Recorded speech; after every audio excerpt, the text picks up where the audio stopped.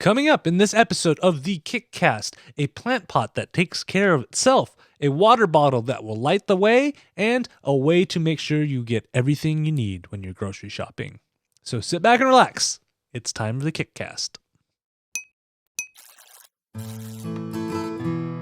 Hey everybody, it is time for another episode of the KickCast where we go out and find crowdfunding projects and let you know if you should backtrack or sack them. I am Ktdata, one of your hosts, and joining me is a man who loves to tell people what's on his desk, the one and only Drew Tyler. Good morning. How are you? I do. That is one of my favorite new game shows that I use to just learn how to make shows. Play What's on My Desk. You could watch me almost every day, just like our page on Facebook, What's on My Desk. I enjoy the show, and I wish I could do it, but I'm in the middle of work 100% of the times you do this. So. Well, maybe we'll have to do like a weekend edition or something, because it's really for us, it's like practicing and trying to break our system so we know where the flaws are. Because if you're making something and selling it to people for lots of money, you should probably use it. Yeah.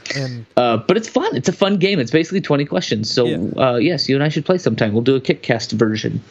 Or if the problem is if I use my desk, good luck. I know your desk. We should do one though. We should do one where you and I both just it's just cross promotion. We'll go to What's on My Desk and we'll both find Kickstarter projects that we have laying around. As I'm sure you have way more than I do, but I have several. And then we could try and guess which one it is with the 20 question. And I would totally guess emoji poop.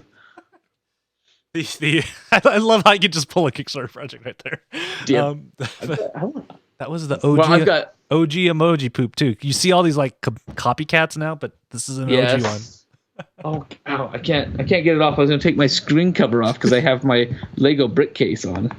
I can't get it off, which is a good thing. Yeah. But anyway, I do have plenty. Yeah. Anyways, so if this is if this is your first time watching the show, first of all, welcome. This is really an excuse for me to hang out with Drew once in a while because I don't see him enough, even though we live an hour away from each other. Yes. We invite you all to join us in this adventure. Yep. So before we jump into our projects, we have one piece of news because it's baby news. Slow because I think there's this giant like Sprots event that's happening over the weekend, and no one really cares about anything else, right? That makes sense. So here. So let me give you the situation, Drew. Have you ever been in this situation where you have a crowdfunding project and you're like, maybe we'll get $5,000, right? Mm-hmm. Yeah. Okay. But then you have all these ideas. I want to offer T-shirts. I want to offer stickers. I want physical editions, digital editions. Skype sessions, and I'll have dinner with someone and stuff. And you end up with a rewards list of like 3 million tiers, right? Yes, happens too often. Yeah. And then what happens is you get to your goal, and then everybody's like, "Ooh, they got to their goal," and somehow you've gotten double your goal, right? It could happen. So your campaign ends, and now you're sitting there. Oh, crap. I got books to fulfill. I got things that you're getting emails from people. Where's my stuff? I want to change this, and this. And you're just trying to figure out what to do, right? So yes, what we wanted to talk to you today is actually today Kickstarter posted a guest blog about I think is probably a better way to navigate crowdfunding projects now because the landscape has changed. Back in the day, you do that big project, you get all that money, and you start doing what you want to do, right? Yes. I like the approach they're doing it better now. So it's a guest post that talks about how to chisel a project down to a manageable size. And I think this is a kind of more important or a better way to actually do projects now, because now you say you're doing a Kickstarter project, you're not going to get the thousands of people just because it's a Kickstarter project. Right. And people are a little more skeptical about it too. So what this article is about is giving you ideas on how, sure, you have this giant project you want to do, but can you break it down into different pieces and do a series of mini Kickstarter projects? Say you have a prototype, and you just need to finish off your prototype. Do a little project on that. Once that's done, then go on to the next step of actually making the thing, and then the next step. So like in terms of a book, say that you wanted to do an art book, you do one step is, hey, I need money to help hire a photographer or whatever to actually take all the pictures. Okay. Once you got all the pictures, then you'll be like, hey, I need money to actually print this book, and work your way up to your largest project. So my question there is, what does it say about, like, what are your rewards? Like, you're still giving away the end product, like, for each step, and being like, all right. No. So you figured out the way to do it, and what was the text? Was it? Let's see. What was it? I liked it. Is let's see. What was it? So, well, yeah. So for some of this is like, you break it down to all your tasks, and then figure out what things are kind of those gateway ones. So like the example is, you can't lay out a book before the writing's done. You have to order wood before you can carve it, so on. So you break them out, you develop your project in terms of those to help give you a better idea on what you want to do. And what you want to do is to figure out for your goals is to figure out how much minimum money you need to actually get to that point. Okay, that makes sense. An MVP. Yeah. Minimum viable parcel. Like, it allows you to pick a smaller target, so you're more likely to get it.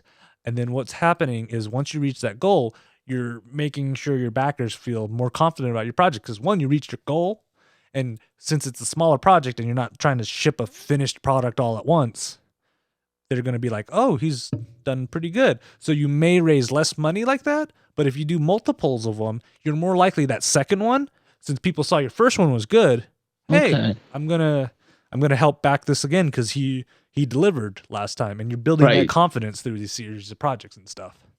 Right, that makes total sense, because then people are on board and ready to just kind of deliver with you, keep riding through each new project. Yeah, makes sense. That'll kind of break down your rewards in terms of that too. So sure, you can still do your big project, but have each of your reward tiers kind of geared for those mini goals to help build better confidence with people. And that helps you, it's all about being cost effective and not trying to shoot for the moon. You don't need $500,000 to start a podcast. Right. I'm just saying. Right. And how many times have we seen that and we just go, who are these people? Yes. It's true. So that's what I recommend people do, because how many times have you seen, hey, I want to do a Kickstarter project, and like, okay, what's your plan? Well, I have this. I'm going to put it on Kickstarter, and I'm going to have a ton of money. Yep. And from there, it's all gold. Change my life. Yeah. You wanna lay it out. And I know a lot of people are like, well, aren't you super micromanaging and stuff when you do it like that? Yes, but it's going to make your life a gazillion times easier. Right. The segmenting alone is probably going to help you just manage what you're doing each step along the way. And I think it's just being wise about where those segments land, right? If you do one for a documentary style and you say, okay, I'm going to focus on just covering like the production part of things, and then we're going to do one where we cover copyright, for sound or it makes sense. It makes total sense. Yeah, and I like this quote this is the quote I was looking for. It says, a campaign is more like a start of a process, not the end. And I like that idea of thinking, saying, sure, you have that end goal project you want to do, but don't treat your Kickstarter as that end all for everything. I arrived, right? Yay, hooray, we hit the deadline. Yeah, because how many times have you actually also seen this where, hey, we did it, we made the product, and you're like, so what's next? I don't know.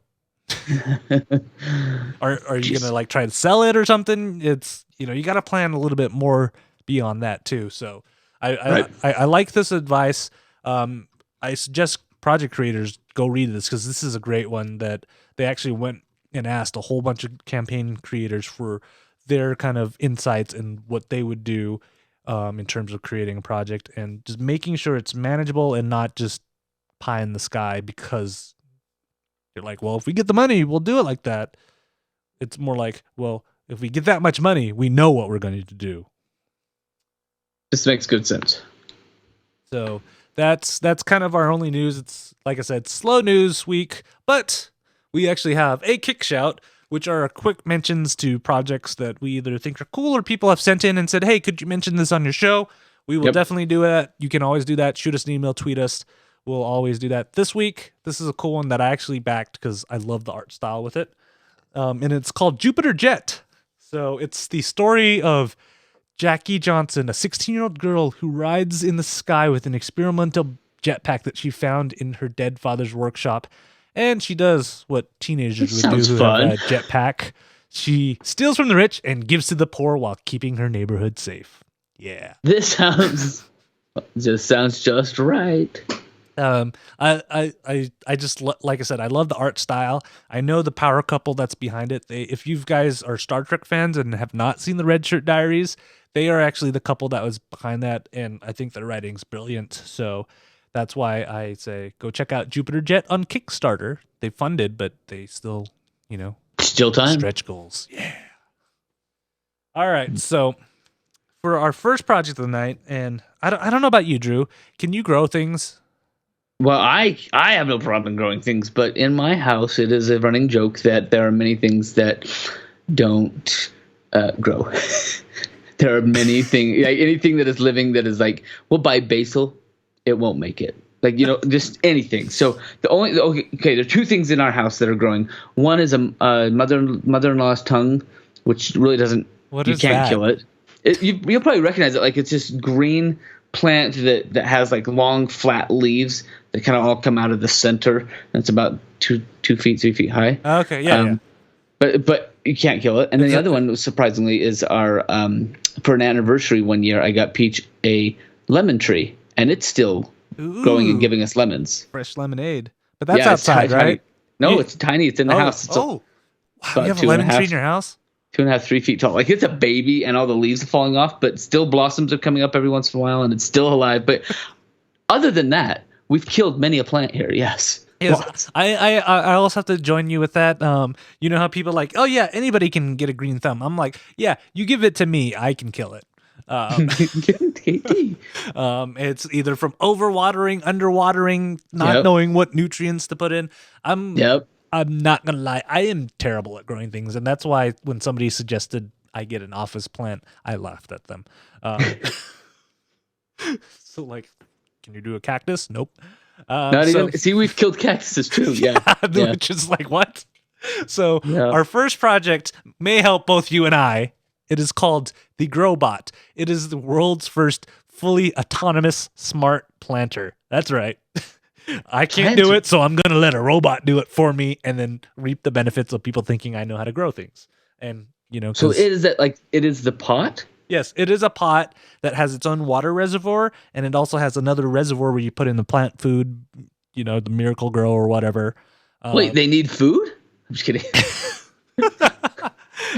and it also has you can actually put an attachment for a light. So say like in my current office, not the studio, but my current office, I don't have, or actually in the studio too, I don't get a lot of light. Yeah. Cause I block out the windows in the studio. Right. So, it's hard to grow. So you can attach a light to it.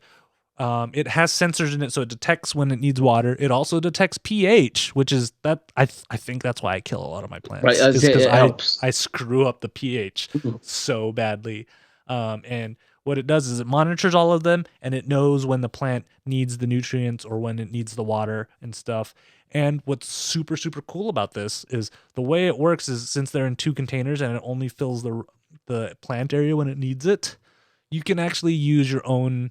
You can use you don't have to use soil, which is kind of cool. Because it just delivers all the stuff to it. I can show you the picture. So here's what the inside looks like. So it has a little like tube like things that will, pump the things to the right. This is probably why I kill plants, because I don't the way I'm explaining it. Yeah, wait, there's tube things? Yeah. With just water? So for the water and the plant food, and you can use your own substrate. You could go soilless. Yeah, it's totally soilless. Like they're using those lava rock things. Hold on. So the tube thingies, just going back to that picture, those are the roots, right? Maybe. I don't know. It doesn't explain how this works. I'm telling you guys, I can kill anything that's in a pot. If it's going to be like soilless, those have to be the roots, because that's the way it's... Okay, I've got it now. I've got it. Those are roots, by golly. Well, I don't know. It knows how to control the water properly, so... There's also an LCD display to tell you where the water is. With that. And what's great about it is because I'm pretty sure me screwing up the pH balance is I'm giving it too much water, too little water. So what's great about it is the water reservoir only gives the right amount and won't let you oversaturate it. And you only need to fill up the water reservoir like 2 to 3, once every 2 to 3 weeks instead of daily. Because I think that's another problem for me is I'll either do it daily and do too much, or totally forget and not do enough. Right, not do enough. I think that's key. I'm sending this to my piece right now. It's the answer to all of her woes. Yeah, I actually read it, and they come in 3 different sizes too. So there's a nano, which is a 7. So they're all 7 inches wide at the base, but this one's 9 inches tall and then 9 inches at the top opening part. Okay. Yeah. So Yep. it's kind of like a cone. They also have another one that's 10.5 inches tall by 9.5 inches wide, and then they have a mega that's 12 inches tall and 11 inches wide. That's a good size. And they're all weather sealed too. So if you do need to take it outside, you can take it outside. So if you have, maybe for your lemon tree, you might not need the light attachment because the light's only going to go so high. Right. You can just put it all in there, and then if you need to move it outside, you can. This is an amazing idea. Yeah, I love it. It also comes. This is where it gets smart for me. Is it comes with an app, and that might actually help me too. Right, a little reminder to be like alert. And it will tell you how much I need to do and stuff. And it does have a battery, but I could not, for the life of me, find how long it lasted. Good question. So I don't know if they actually have those details on there or not. Like charging your planter would be a weird thing. Yeah. Don't you think? Yeah, a Weird. little bit. And another cool thing about it is that there's a manual mode, which you can still use the sensors and stuff, but it won't automatically do all the stuff for you. So you have to manually do it. And I like how they describe it as like, think of it like a real life Tamagotchi, where you can experiment with how much food to give it, how much water to give it, and maintain that. So it's not as automatic, I guess is the best way to say it. Okay, because that does sound like yeah, because it's all yours. Mess it up if you want. Yeah, well, it does say in manual mode you can take control of the nutritional requirements by feeding your plants when it asks to be fed, or even feed it more than it asks to be fed. And you can also use manual mode to learn more about how different nutrients and pH levels affect your plant's growth. And lastly, set custom modes for your plants using your own ranges that you prefer based on your own research. So, you can tweak the settings and stuff. I'd have to let him just do it. Like I would just be beholden to whatever you guys come up with because I obviously cannot keep things alive. So I can give you all the data on how to kill it. right. That's what I know. Yeah, and what I liked about it is you can't. The question is, so with all the nutrients and stuff, because water obviously can take that off the tap. Is you have to use theirs, or can you like go buy your own favorite brand and stuff? And they've made it so you can buy their cartridges, or you can just go to your Home Depot or local big box store. I could just squeeze Miracle Grow or something down and fit it in. It's not going to require you to have any kind of special thing because they're like, that's dumb. Right. Well, that's good. That's good thinking. That's some good wholesome thinking right there. So I really like this. It's a little pricey at $100. Yeah, a planter for that is a lot. But if your plant stays alive, it might be worth investing that so that you know that it's always going to be alive. Take care of. Yeah, and the guilt that you feel when you kill a whole batch of cactuses over like 3 weeks, you might be able to like still live with yourself if you had one of these planters. Yeah, or if you're like us and live in Utah where it's freezing cold right now, you could have vegetables year round. That's true. That's true. I wouldn't know how to do that. Which I mean, I kind of like the whole idea. I would love grass. I would put grass just so I could rub my face on it. There's no grass anywhere near me. I have piles of snow up to my ears. Don't you have like 8 feet of snow or something? It's so much snow. It's about 6 feet, and it is just I walk under it like it's. Yeah, your neighbor used the backhoe or something. Yeah, did you see that picture? One of my neighbors was out with an actual like side. It had like this side sweeper for like plowing, but he was using the hoe to like actually pull things up and out of the driveway into his pile. Yeah. You know it's time to leave state when that happens. Yeah, and I was looking at it, and I saw your mailbox, and the snow was as tall as your mailbox. I'm like, oh. Yep. Yep, right now. It is up and around. It's you guys, I gotta get out of here. It's too much. It's too cold and it's too much snow. I'm done. This now you guys know why I don't visit Drew that often, because it's a mess up there. I feel like I'm somewhere in The Shining. Like, it's just unbelievable. Yeah. So is the Girlbot backtrack or sack? I'll back that one. Like, that to me is a fantastic, solid idea. And we and I joke about Bluetooth with everything, yes. But this is the science is all there and it's simplified. I'm liking that it's very much, we'll keep track of the pH balance and the food and the water, put a light on it. The things that plants need, there's not like whistles and bells that are like, hey, we can do this, so we're going to do this. Yeah. We'll put it on wheels. It'll be like a Roomba plant. Yeah. You know? So I like it. Yeah, and what's great is that light attachment, it's not even required. They're like, well, it just depends on where you're going to put the pot. Yep, I like that a lot. All right, so on to our next project. Speaking of light and water, do you want to tell people how they can have both in lights one? And water? That's exactly what this project is. Our second project is called the Hex Glow. It's a bottle and light in one. It's seriously that simple. I could cover this project in like 30 seconds. They've got a water bottle that they put a light underneath of, and then they designed the bottle itself so that it would reflect the light up and through, making it a gigantic lantern. It's a glowing lantern. So wherever you go, whatever it is that you're doing, your water bottle is your lamp. It's that simple. Yep. Turn it on, turn it off. You have a giant flashlight, a giant lantern. Flashlight. Yeah, giant lantern. So then there's a couple of modes. Like there's I'm trying to I'm not sure it's a soothing mode, but basically it's a breathing light function, soft mood light. It's got a rechargeable battery. It's got a strobe feature. If you want to put it on your bike and use that as your strobe light, I guess. Right, drive around as a strobe, and then people know where you are. But really, like, it's the size of a normal water bottle. The bottom base of it has the plug-in spot. You just plug your USB in and recharge it.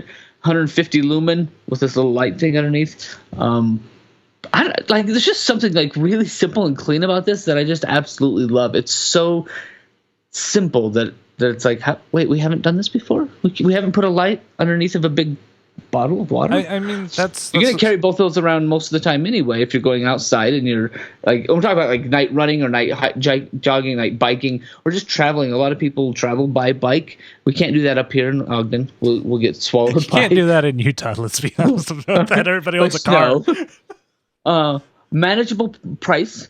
Like, these things are like $28, and you'd pay that much for a lantern and a water bottle of this quality. So I think when they retail, they're going to push them for $40. But it's a fantastic outdoorsy thing. I would take this camping anywhere. Yeah. So that's it. Yeah, and this was also voted by everybody who's watching the live episode in the chat room, because they did decide that this is what we were going to cover. So this is a solid BPA plastic bottle, that we all carry around anyway to drink, attached to a light. So this is the Hex Glow. It is another back for me. The price is right. The idea is just so clean and simple. Yeah, and I like how they actually took advantage of Kickstarter's proof of like prototype gallery, so you can actually see their pictures. Like, this is what I usually do, is take a disposable water bottle and use my phone to illuminate it. So but that takes two hands. So I like how they've integrated into their kind of whole water bottle system, and it's a pretty bright light, which I enjoy greatly. Yep. And they designed some of those things, like the hex shapes, to kind of reflect and push that light out even further. So it is just a very simple, clean, unique bottle. I like it a lot. Yep. I like it a lot. And it lasts about 8 hours. It can last 8 hours standby. I think that's pretty straight, good to go. And yeah, this one's definitely a back for me too, because I need to drink more water. So maybe carrying around something like this is going to help me. If you are an outdoorsy guy or girl, or if you're I'm not an outdoorsy guy, but I walk convention halls all the time. But there you go, right? And that anywhere that you might need lights, that's what kind of makes sense, is that you might need lights somewhere and drink somewhere. They go together. I don't have to carry an on-camera light anymore. I can use this, right?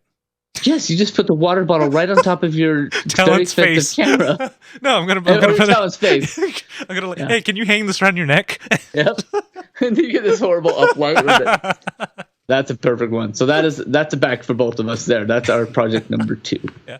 All right. So our last project of the night, this is something that I struggle with. So, Drew, I know you're a big fan of the sweets and the candy, right? Wait, that's a secret. Nobody knows. So, let me set up the situation for you. Is this is like a nightmare for you? It's a nightmare for me too. Is okay. You have your secret candy stash, right? Hidden away from the kids, hidden away from the wife. They don't know where it is. That Wife exists. knows, That exists at all, right? Yep. And you're like, man, I'm having a hank. What's your candy of choice? Smarties. Smarties. You're like, man, I really just want some Smarties. So you go into your stash. You open it up. You reach your hand in, and there's nothing. It's a sadness I know well. That is I hate it. So this may actually help you. It is called the Shoppers List, and it's a gadget that will actually tell you when you need to reorder more candy or what. I mean, more candy or more food or whatever that you want, and kind of create you a shopping list. So when you go to the store, you'll be like, oh, I'm short this, and this, and I can get it. Okay, so it makes the list for you, or is it just like a voice recorder? It's like, remind me to get Smarties. So that's the thing. It's an app that gives you a real-time monitoring of how much stuff you have left. So you can put it in your fridge, put it on your milk or something, and you can tell how much. Because what it is, there's two components. There's a Wi-Fi hub base station that hooks up to your Wi-Fi network, and that's how you can get through the app. And then from there, you have these little tiny weight plates that actually can detect the weight of how much you have on there. And so like we've covered things like that before, but the problem with a lot of those is you had to buy different sized plate things to weigh, and right? they're still rather pricey to be like, okay, how many things am I going to measure? And I get 3 plates to choose which 3 things run out. Yeah. Right? Then this is interesting. So what the shoppers list does is, so you have these tiny plates, right? And on the side of the shoppers list, there are magnets. And what you can do is actually connect more than one together. There's a picture of this, and create a bigger plate station, because all of them have individual microcontrollers and transmitters that can go back to the base station.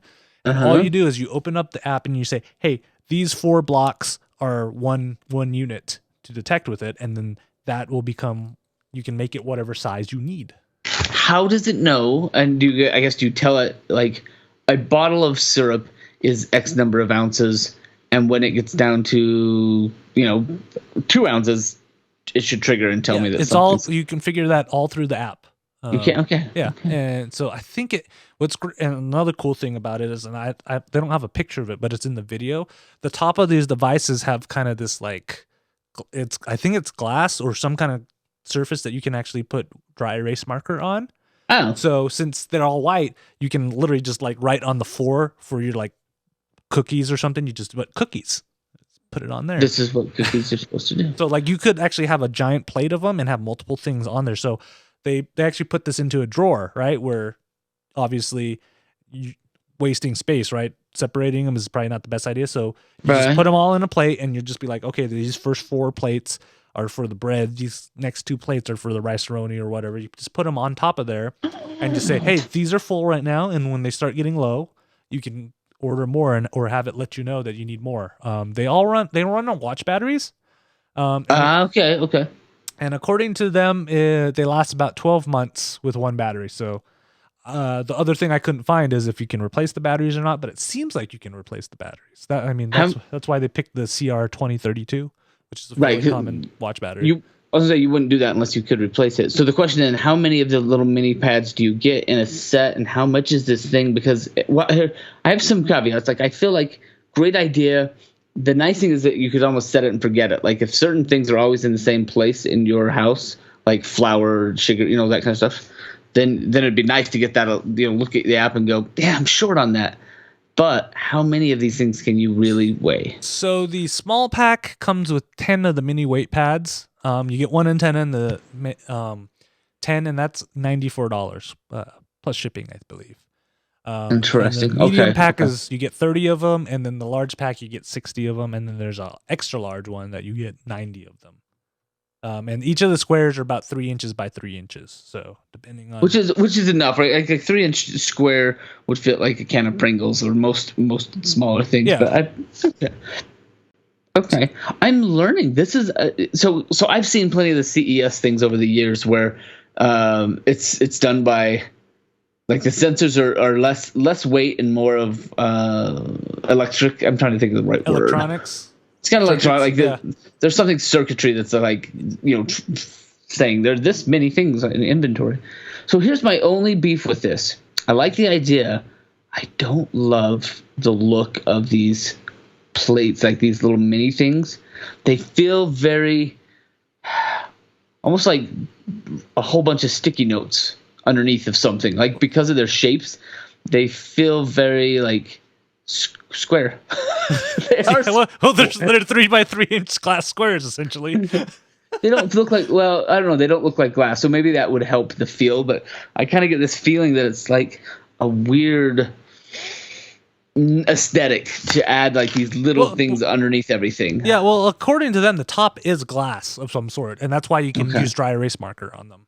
So then there's only like in all of their pictures, there's like 2 or 3 that I go, okay, that makes sense. That looks pretty and realistic. Maybe it's partly that their branding is so big on everything. So I mean, like, here's what is that? 12 of them hooked together into one large plate. So that's kind of what it looks like in terms of the thing. And you like I said, you can write on them. They do have a stretch goal if they get enough to get different colors. If they get $50,000. Oh. That they're looking at like light green, light blue, and beige. And maybe that would help, right? To get something that just kind of gets out of the way. Right now, the Shoppers List logo is very large. Yes, you could write on it. Yeah. But there's something about that square base, like, I don't know, I'd want it to disappear. And I feel like these right now are kind of in the fridge, it looks a little funky, but when if you look in the video, they have them in a drawer. Those look normal. And you can't see them because your stuff's covering them. And I'm like, yeah, that makes sense.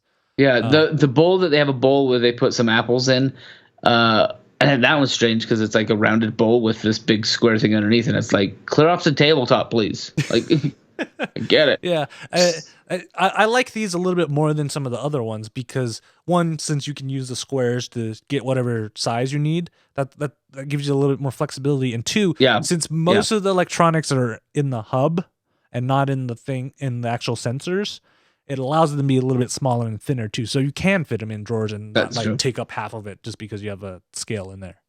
So here's what I think would make more sense than just like home use. I would see this in like a small business type of ice cream shop or like a fizz where these things are kind of built into whatever whatever it is. And then the ordering, which is something that has to happen in a timely manner, that type of replenishing of cups or straws or whatever can happen. But I don't know.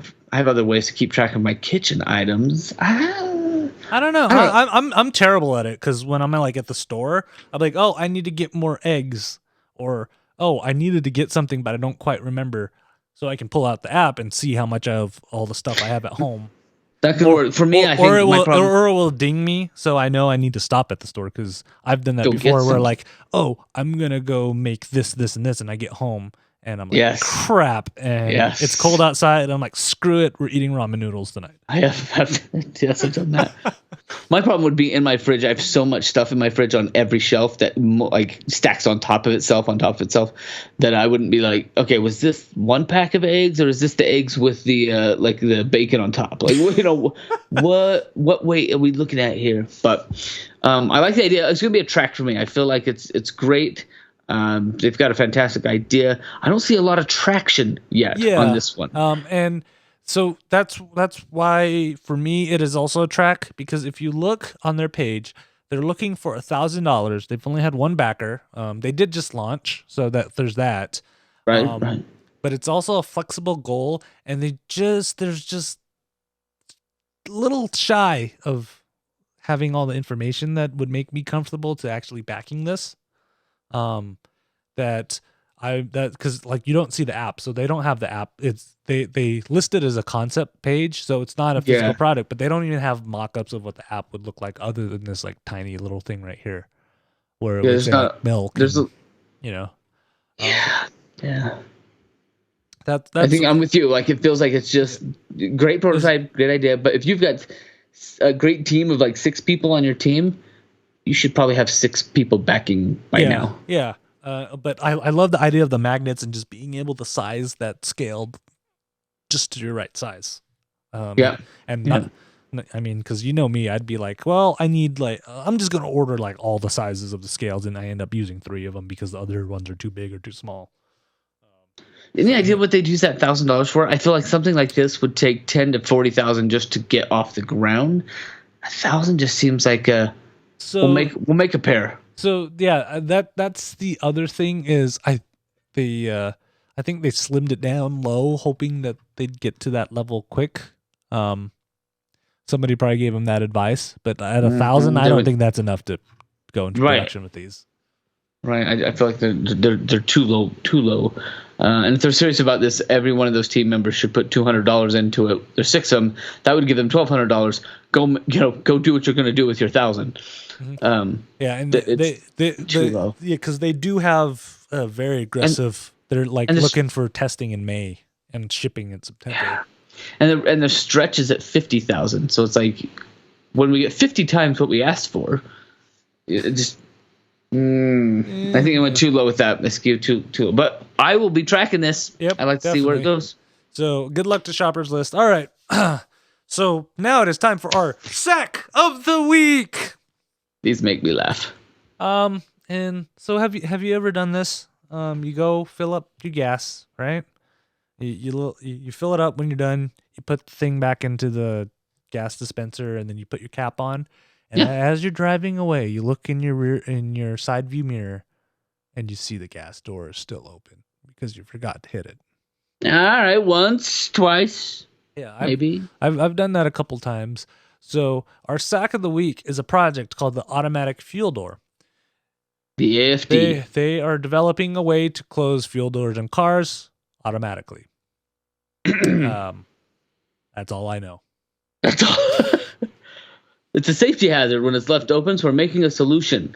With many cars on the road, we noticed a lot of people tend to leave their fuel tank open after fueling up. We came up with the AFD closer. And that's it. That's it. I mean, this is a Photoshop job where they put the letters AFD on a stock photo of a gas tank. And that's it. The irony is, if you look at the tiers, you can't get an AFD in any of these tiers. No, you may get e-cards and t-shirts. Yeah, and if you pay them $100, you get a t-shirt and weekly emails and updates about the design. If you pay $500, you get a DVD of the project design. At $500, I better get the AFD. Right, you should just hand me one. However, no, I get it. Like, this is probably something that's very difficult to put on your, like, you don't just buy what are these fuel doors, right? You don't just buy these little things and walk into the auto body store and be like, I need a new fuel door. Yeah, because it's specific to your car. So I can see where that would be hard to tear out.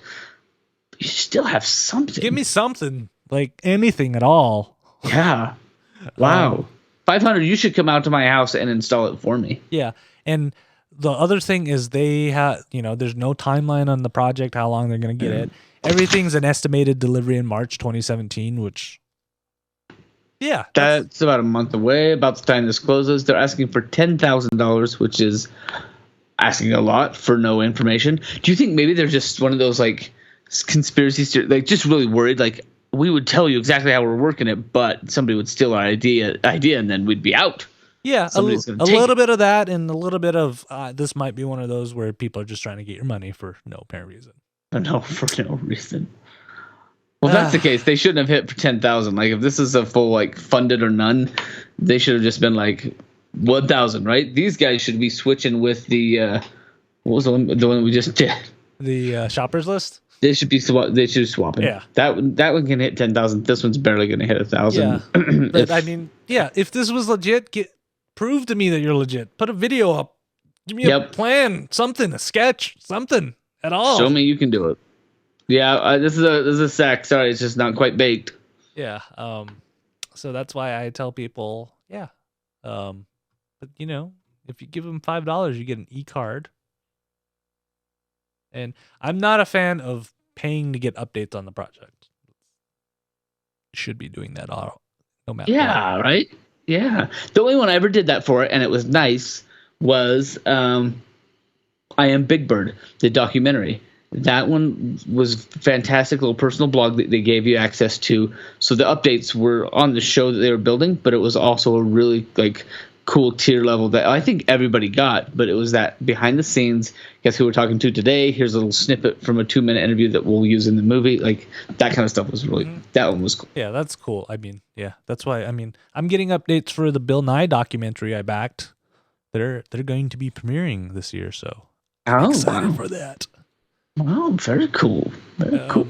What I'm not excited about is this is actually the end of the show. So if you guys have suggestions for Sacks of the Weeks, projects you want us to talk about, or you have a project you want us to mention on a Kickshout, shoot us an email, kickcast@ktdata.net, or on our Facebook page, facebook.com/kickcast, or on the tweeters. I think that's where you and I are most active, is on the Twitter machine thing. I tweet pretty good.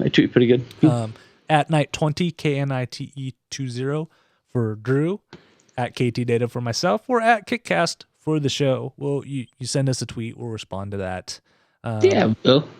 Yeah. Of course, our next episode is somewhere in February 13th. Ooh. Right? Right before the Day of Love. Right before where, people make me self-aware that I'm single yet again. Oh, actually, it is on Valentine's Day. So we might not have show is Valentine's? Yeah, we might not have a show that day. I'll probably be out of town. Yeah. Well, out of house. Yeah. We or in house and the kids are out of town. Yeah. That's a show. That'll be the show in place of. We will watch Drew try to woo. It'll be the Drew Woo. The Drew Woo show. Why don't you have a show like that?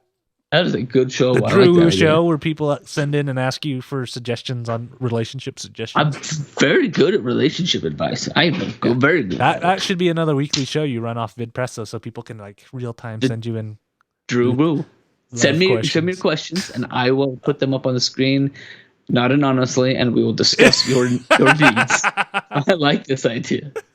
Yeah. Anyways, we'll figure out sometime to record that week. Well, Yep. So, before we go, Drew, and you guys can always pay attention to our social media channels or on kickcast.net, which just recently got moved to a new web server, so it should be slightly faster now. Yay. Drew, do you got anything to plug before we go? I'm trying to think. I don't think that I have anything new. I'd like to shout out everybody that helped me out last week when 2 weeks ago when we talked about how Lego Bean needed a little bit of a kickstart for her subscriber base. She was very excited to make things, so that new video came out last week, and she'll be doing one weekly from now on. So that's awesome. So that was kind of fun to get her into motion. But I'll just shout out a thanks for that. Yeah, I'm excited because I've been talking to Drew. We're gonna do some kind of collaboration that may involve me doing stupid things. Maybe the only time that you get to play video games with a girl too. So. I'm just saying, this might be it. I was thinking of throwing water balloons at each other, but hey, sure, video games work too. So collab something, that's good. We'll come up with something. All right, guys. We will see you in 2-ish weeks. Until then, bye bye. Bye bye.